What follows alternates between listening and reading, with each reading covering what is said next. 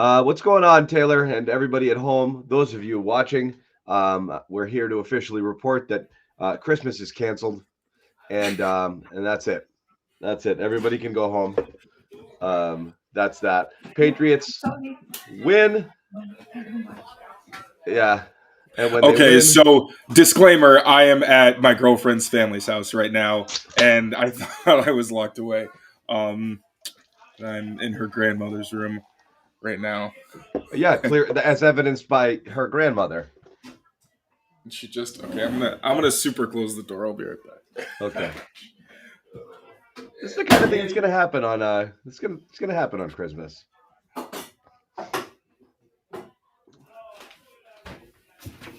I cannot lock the door. I don't even think she noticed. Yeah, this is the kind of thing that can happen on Christmas, and it's understandable, and everybody at home understands it as well, because everyone at home is mad and sad, and it is what it is, and this is where we're at right now with the Patriots situation, and we might as well put it up here on the screen. This is all people care about at this point, and the Patriots have now fallen to fourth from second. That's bad. Yeah, That's bad. It's very irritating, and more so that it happened in the way it did, where you want so badly to feel good for Zappe and for Chad Ryland, because those are two guys who've obviously dealt with so much adversity and have managed to overcome it. Christian Barmore having like a hat trick. There were so many good things where, as like an actual Patriots fan, you're excited about looking at the future and things like that. But the reality is that I still am not convinced that Zappe is the future of this team. Now, with the fourth overall pick, you can still trade up. If you can't trade up, you're still in the range to take Jaden Daniels. Like, all is not lost, but you still have to play the Jets. So it's likely, there's a decent chance that they could win another game, and that's when the Jets really could have done you a throws a favor wrench in your today. plans. Yeah, they could. Commanders could have pulled one out. They couldn't. Then the Panthers almost pulled one out. They didn't. They were that close to the number one overall pick. Instead, they go down to fourth, and again, a decent chance that they slide even further, which is not great. It's not great. No, and it sucks that we're doing this, and it sucks that why is O'Shea Brissett on my screen? I don't need him. It sucks that we're doing this because this isn't a post-game show. This is just pissing and moaning over the Patriots draft slot losing, and you knew that this was a possibility late in the year with that Jets game, and you never know how that was going to go, and they could have given it away there, which would have been doubly frustrating. But now you're starting to throw other things into play, in addition to falling down to potentially, like fifth, sixth, seventh is now in play. That's not great. No. So many. I'm still processing and trying to figure out how I feel about this one. I will say the positive is that, again, I am not totally convinced that Zappe is the guy. Well, I'll tell you this: the Commanders will real quick.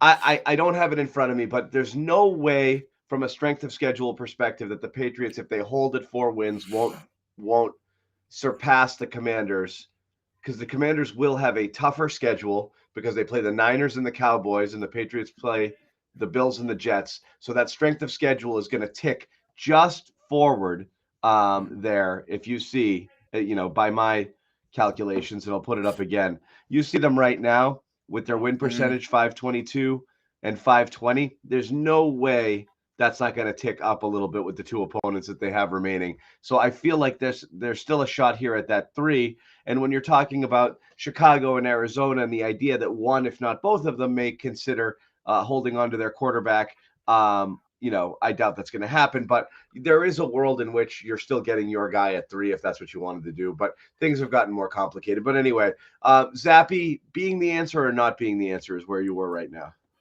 Yeah, I mean, you see the flashes where it's like, okay, he's got some of that Purdy in him where he doesn't impress you athletically. Like, he doesn't have great running ability. His arm isn't great, but he can push the ball downfield. You see him making accurate passes. His pocket elusiveness, I feel like, has gotten better by the week. Totally. And this week, you really saw it. Like, he's finding space. There's guys around him. And there was the one play. And another thing I like about him is that you do see there's some progression from week to week where there's like a throw that he tries one week and doesn't make and then tries again the next week and actually gets it. I thought that we saw that with the pop throw, where last week it was a similar play where he had pressure, kind of like ran up in the pocket and let it loose. Pop is wide open and he almost throws an interception that the guy just drops. This time it was very similar where he had pressure, made a free rusher miss, kind of same thing where you run up into the pocket, kind of get that moving forward start, and he let it go, and he put it out of the defender's reach, and Pop did a great job adjusting and extending for it. So there's definitely a part of me that's like, okay, I'd like to see what happens if you give Bailey a good offensive line where you don't have 3 holding penalties in a night and get sacked twice. And, if he had a better complement of receivers, because obviously right now, like he's, to his credit, I don't know about elevating, but he's out there with Devontae Parker, Mike Gesicki, Pharaoh Brown. Jalen Reagor was pretty much the X receiver instead of Devontae Parker, who was more of the Z because he was their top guy left. You see that he's able to compete in these games and against, not great teams, but good enough teams that were in the playoff hunt at least, and was able to actually move the ball and have some success. So I still think it's too early. And we also have to understand that this was like the third quarter where they exploded. That there was nothing in the fourth quarter until the very end of the game. And he did put the fourth quarter drive together. So I don't want to take away from what Zappe did today because I think, again, you do see that he's making some growth every week. But at the same time, there's still plenty of moments where his accuracy is not great. Like anytime he saw blitzers coming at him, his accuracy just went out the window. So there's still very glaring holes, and the consistency is not there for you to be like, hey, maybe we go into next year thinking he could be the guy. I think right now that Zappe could be a good backup, like a legitimately good backup, but I still am not sold on him being a consistent starter. That's the problem. If he were, somewhere between where he is now and where Brock Purdy is now, and you thought, oh, you put enough around, this guy, we could be okay. Mhm. I don't know if people necessarily think that. I do think the fun game that we can play is, and I'll ask you this outright. I don't think you can. I mean, I think it's fairly clear how the Patriots felt about Zappe because they cut him outright at the beginning of camp. I didn't even think he was worthy of a backup spot. Weird shift carousel, whatever they did all season long at that backup QB position, which has been perplexing. But he looks so clearly better than his predecessor, just in terms of comfort, ability to step up in the pocket, make throws, doesn't see ghosts as much. But you did mention he was getting a little spooked under pressure and rushing some throws. Sure, but he's not, he's not doing what Mac was doing and what ultimately cost Mac his job. That being said, the game everyone's going to play here is if they realize 3-4 games in, if Mac was on a shorter leash and they pulled the plug on him 2, 3, 4 games into the season, what would the Patriots record be now? And then how would you feel about the team? Let's say you pulled, right now you're so close to that top 2 or top 3 pick. Anything positive is just like, oh, come on. But if they made the switch earlier, is this a 6-win team, a 7-win team? Not to say that I think that's the worst place you could be in the NFL. Right. Yeah. Because you're stuck in the middle. But it might change the conversation around, what you're going to do and what you need and how you need to improve going forward. I think definitely you can kind of assume that they would have won more games. Like you just think about the Colts game. Like Bailey probably makes the throw where all you have to do is just throw it anywhere in Mike Gesicki's vicinity, and he's going to come down with a touchdown, and you go into the bye week with a win most likely. Instead, obviously, Mac, just all the beatings he's taken over the past 2 years caught up to him, and that was the game where you saw, okay, you may have to do something because his confidence is completely gone. So I do think they would have had a few more wins, especially since we always talk about how the defense gives them the chance late and they don't do anything with it. And the thing is, I don't think having put him in like week 4 would have been the cure-all, because I also think that more time in the system and learning has been big for him, because we saw in the summer, like there was a huge disparity and he did not really function well in Bill O'Brien's offense. And I find it hard to just assume that he would have done well early on in the season, but I think the time that he got to sit on the bench and learn and go through the week and adjust to the system really did help him. But I also think that maybe you do it like around week. I don't want to. That's kind of pointless game. But I do think if you kind of maybe waited to like mid to late mid season and put him in, they probably have like 2 or 3 more wins.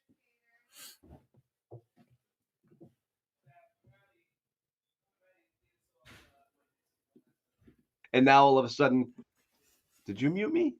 I unmuted you. It changes the conversation a little if you do fall into who knows where land. And that could be into the 6 or 7 spot where you don't think a quarterback is worthy anymore and you draft one in the second round. Now you've completely changed what it is you're doing and how you're doing it. And you've taken someone that's more of an unknown or a flyer who might not come in and be a day one starter. If you draft Williams or May, of course, you're likely handing the keys over to them and just say sink or swim, kid. But it does change. I'm not saying for the better. It just changes what might happen. And I'm going to warn you right now, I have to pop into the next room for a split second while you answer this question or address it, because I have to grab my charger before I power down and you're on your own for good. So have at it. Was this a question that I got? Okay. Why don't you just talk about whatever you want to talk about? I was like, all right, so let's talk about Christian Barmore. All right. Is he an all-pro? I'd like to actually hear what you guys... No, I'm not leaving here. I'm not going to allow that happen. I'm just kidding. You can do whatever you want. You can do whatever you want.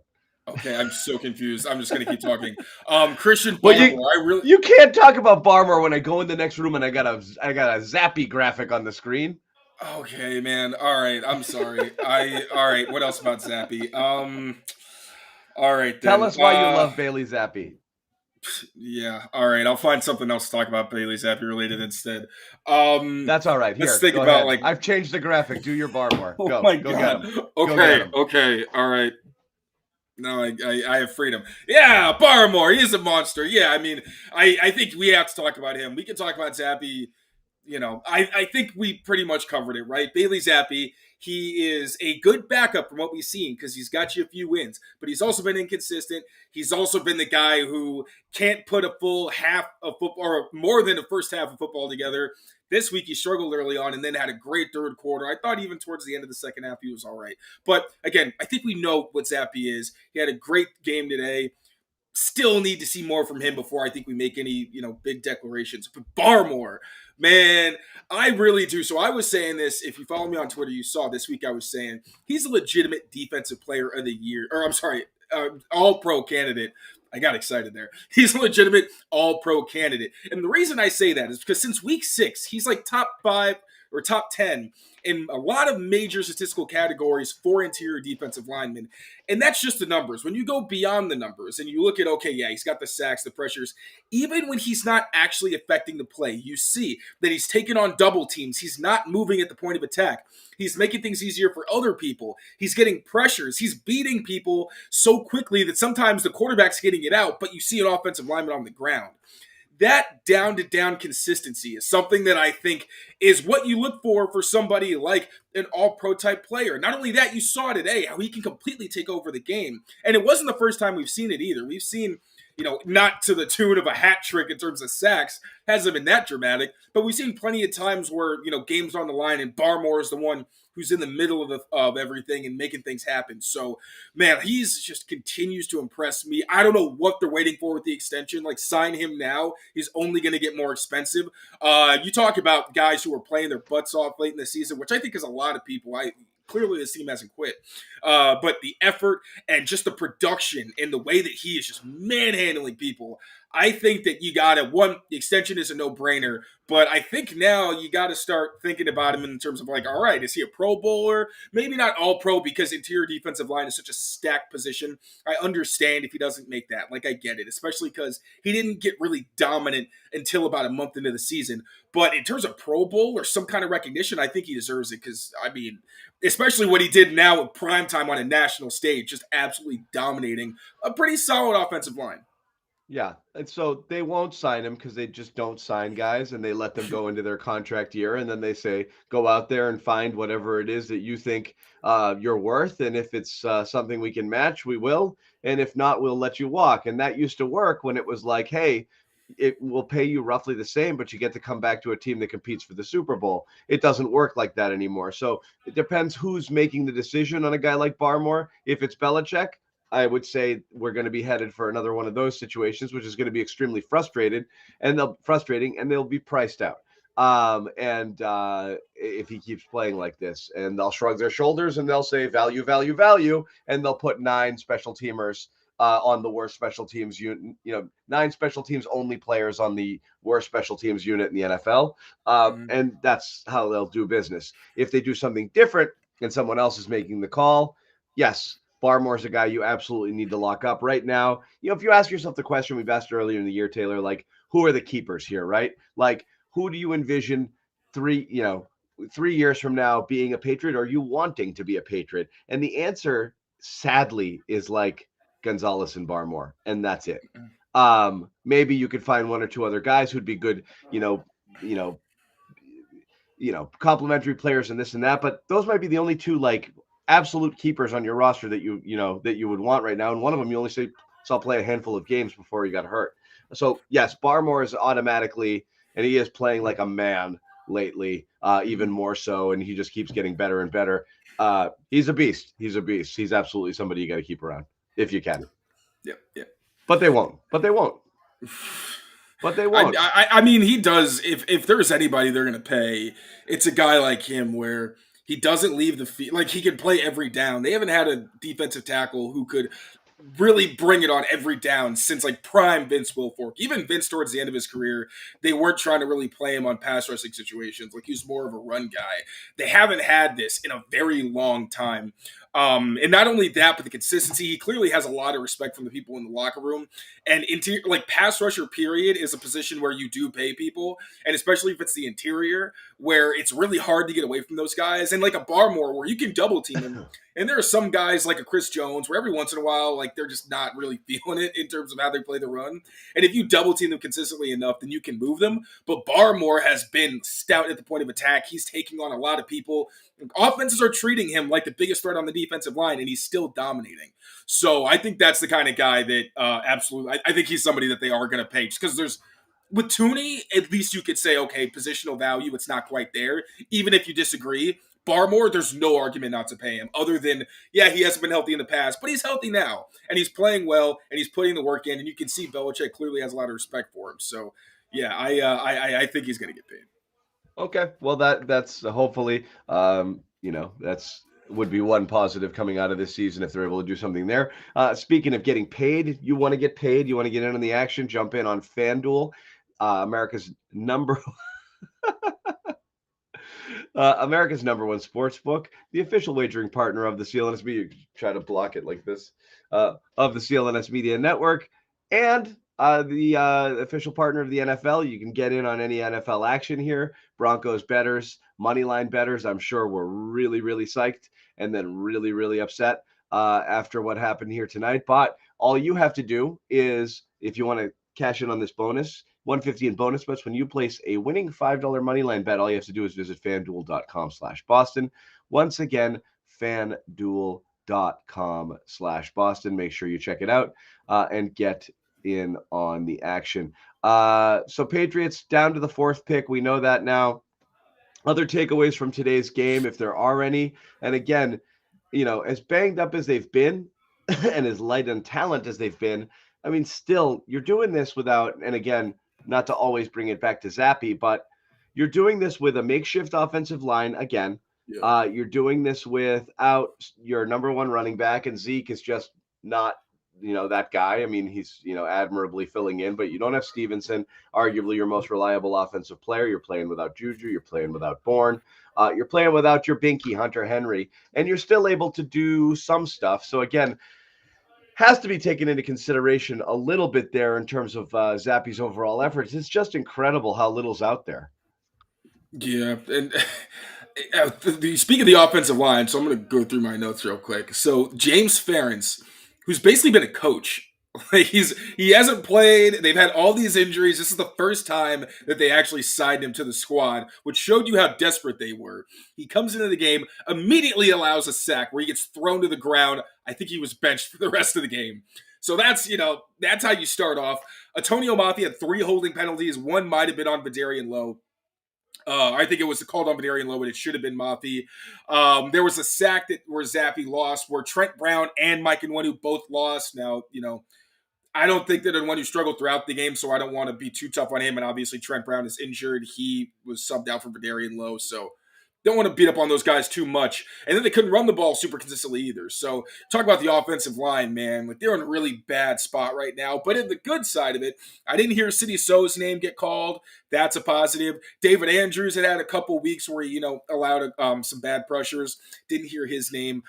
So in that regard, there were some positives, I guess, to take away, but still, just the lack of depth in the young talent. Like, they struggle as you expect them to. But hey, I mean, almost more impressive that Zappe was able to pull this off and keep them afloat in under those situations. And I mean, when you have a defense like the Patriots have, it wasn't perfect, and I think they said last week when it came to Mahomes making things happen when things broke down, that there were things they wanted to fix. Well, this week, I don't know how. I tried to look, and I couldn't figure it out. Juwan Bentley covering Marvin Mims, 40 yards downfield. I don't understand how that happened. I think it was just Bentley probably going outside of his responsibility to try to make a play. I think if we look back on it and see the all-22, it's probably all right, good job, Bentley, good effort. Because, clearly that's not supposed to happen. The defense played a really good game, and it was impressive that, Bailey Zappe was able to make chicken soup out of chicken not soup. I don't know what I'm allowed to say, but yeah. Offensive line, scary, but hey, man, you got to tip your cap to Zapp and those receivers as well. Yeah. The one thing I'll say, you can almost set your watch to it every single week. There's a tweet from Taylor that says the defense deserves better than this. I'll let you give some hat. I'm not saying you're wrong. I'm just saying you are an advocate. You want to make sure that they get their flowers and they get their love, because they are continuing, for the most part, to put up good performances, except for those back-to-back drives where the Broncos spit out 16 points in 3 minutes there. But outside of that, again, you can give a couple of hat tips, and I'll let the viewers know at home. It's almost Christmas here on the East Coast. We are going to wrap it up just before Christmas, so all of you can, say Merry Christmas to a loved one rather than have to stare at our ugly mugs. So we'll wrap it up in a couple of minutes here. But any other hat tips to the defense, Taylor? Let's go through the notes. Miles Bryant made a ton of plays. Good for him. Guy that people love. Give me your Jelani Tavai around around the ball observation. Always causing turnovers. I'm serious, man. It's Tavai and Peppers every single week. Last week they both did. Now Peppers isn't here, and you still see Jelani Tavai with the forced fumble. And credit to Dietrich Wise too, because I thought initially I saw that the Broncos fell on it. He went in the pile and ripped it out.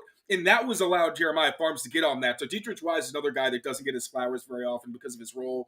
Awesome job from him. Marte Mapu, ball magnet 2 weeks in a row. Last week he steals one. This week he forces another fumble. I needed some validation on Marte Mapu because he quite literally had not made a play at all this season until last week. And my whole thing when he came out of college was he's really good around the ball and he can create turnovers and all this stuff. And I really think that once he gets more experience, and he's more comfortable in a bunch of different roles, because he's a rookie playing safety, linebacker, and slot corner. It's going to be tough for those guys, communication and understanding your place in the defense while just adjusting to the NFL period. But I really do think that with Marte Mapu, we're going to see the growing pains of this year as positives, but next year he can line up wherever he wants, and he's that freak athlete with incredible range and really good ball skills. Marte, again, Chad Ryland, man, I wish that the game-winning field goal, maybe that great field goal had happened later on and it hadn't won them the game. But bottom line, I'm so happy for him, really. He's such a great dude in the locker room. Seems really mentally tough, frankly, in terms of the way he handles himself and carries himself around us. He never really seems fazed and clearly works really hard. So I was happy for him. Trying to see who else in my notes stood out. Pop Douglas. He had the drop. I don't know if he even had a target after that, but he had the really big catch. O'Brien used him a lot in empty formations. I really liked what I saw there. Because I felt like he had, he had his screens and everything, but no really big plays for a while. So that was really good to see. I think now it might make him one of their leading receivers. And I'm going to see, was there anything else? And then Zeke with the play where he hopped over the guy and scored the touchdown. That was pretty cool. And who else? Oh, the tight ends. I called another one I had. Mike Gesicki. I said he was going to score today. I sensed a Gesicki's touchdown. And after halftime, people were like, oh, where is it? Where is it? I'm like, wait till he get in the red zone. Maybe a couple more times. He got the touchdown. So that was pretty neat. And then Pharaoh Brown doing his Pharaoh Brown thing. So there you have it. Once again, the Patriots have gone from the a fun game. It's weird to not want wins because this was a great win and a fun win and like a lot of drama and a lot of swings. But the Patriots moved from number 2 to number 4 in the 2024 NFL draft. That's a piece of coal in your stocking tonight. Sorry, my friends. It is what it is. It's a tough one to swallow as you head to bed here and know that the Patriots now are not in line anymore for one of the top 2 quarterbacks unless they do something drastic or some other things happen. And that's where we are at with that. As we said, we're going to wrap it so you can run off and say Merry Christmas to your loved ones. And Merry Christmas to all of you out there. For those who celebrate, for those who don't, happy holidays. We love you. And we will see you during the week with a lot more Patriots content. But take some time off. Everybody chill. We're still back at it at work tomorrow. Garden Report doing a post-game show following the Lakers and the Celtics. So any of you basketball fans want to jump in on that, that should be fun. We're coming at you right after the game. But Taylor, Merry Christmas to you, my man. Merry Christmas, brother. Appreciate you. All right, appreciate you all as well. We'll